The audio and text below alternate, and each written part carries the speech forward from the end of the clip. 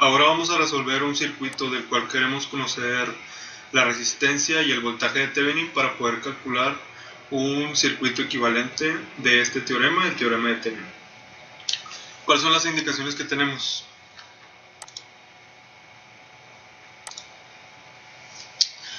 Las indicaciones son obtener el circuito equivalente de Thevenin con respecto a las terminales AB. Para esto primero tendremos que calcular una resistencia, la cual será la resistencia equivalente en el circuito respecto a las terminales A y B.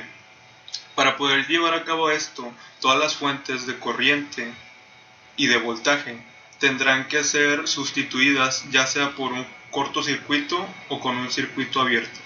Para el caso de las fuentes de voltaje se tienen que sustituir por un cortocircuito, como lo podemos ver aquí, y en el caso de las fuentes de corriente se tienen que sustituir con un circuito abierto. Ahora bien, para comprender mejor este circuito y cómo está conectado, podemos redibujarlo de forma que sus componentes, o sea, sus resistencias, nos queden visualmente acomodadas en paralelo o en serie.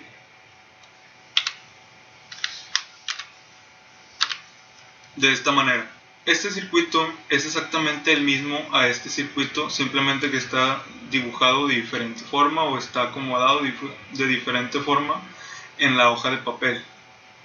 Pues aquí vemos que del punto A sale una línea la cual llega a la resistencia 5, después se divide en una resistencia 4, la resistencia 4 llega a la terminal B, pero el otro camino, la resistencia 5, también va a la resistencia 3, a la resistencia 2 y 1 y vuelven a la terminal B.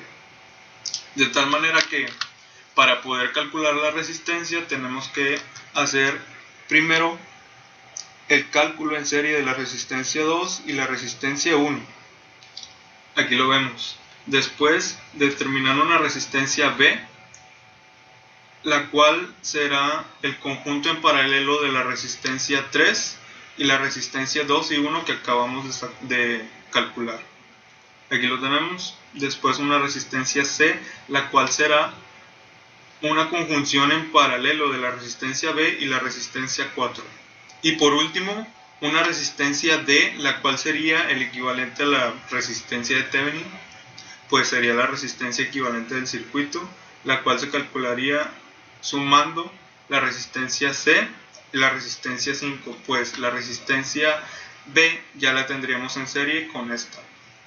Aquí lo tenemos y esta es la resistencia de Thevenin. Ahora bien, para el voltaje de Thevenin, en el voltaje de Thevenin podemos utilizar la ley de nodos de Kirchhoff para poder llegar al voltaje que llega a los puntos A y B.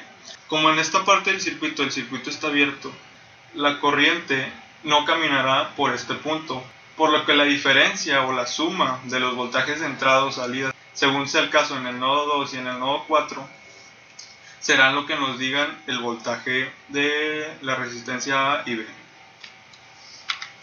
Aquí podemos ver las ecuaciones de nodos.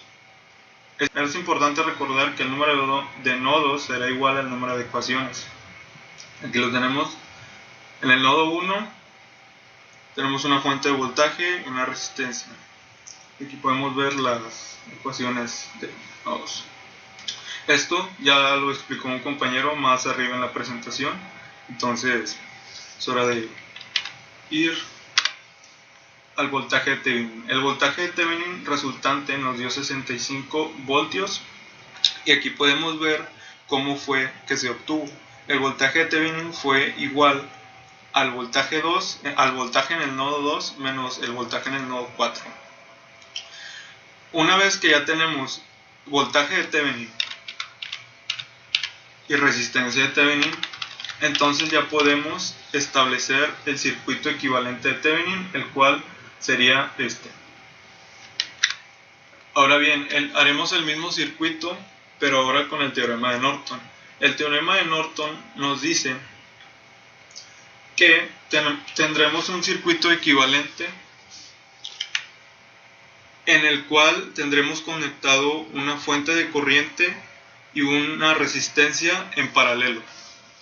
Entonces, Aquí dice, ahora obtener el circuito equivalente de Norton respecto a los terminales A y B. Ahora bien, para calcular la resistencia de Norton no es tan complicado ya en este punto, pues ya calculamos la resistencia de Thevenin previamente.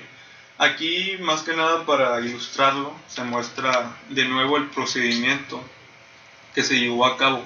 Sin embargo, en los dos casos, tanto en el teorema de Norton como en el teorema de Thevenin, la resistencia equivalente será la que utilizaremos, siempre entre las terminales A y B. Aquí lo vemos. Ahora bien, para el teorema de Norton podemos utilizar ley de mallas de Kirchhoff.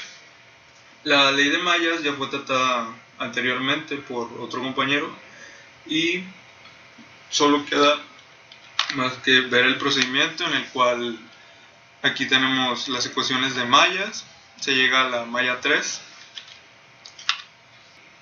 y la corriente entre las terminales A y B será igual a la corriente en la malla 1, la malla 3 y esto será igual a la corriente de Norton, la cual dio 10.3125 amperes. Una vez que ya tenemos corriente de Norton y resistencia de Norton, podemos calcular o determinar el circuito equivalente de Norton. Aquí lo vemos, tenemos una resistencia en paralelo y una fuente de corriente en paralelo también.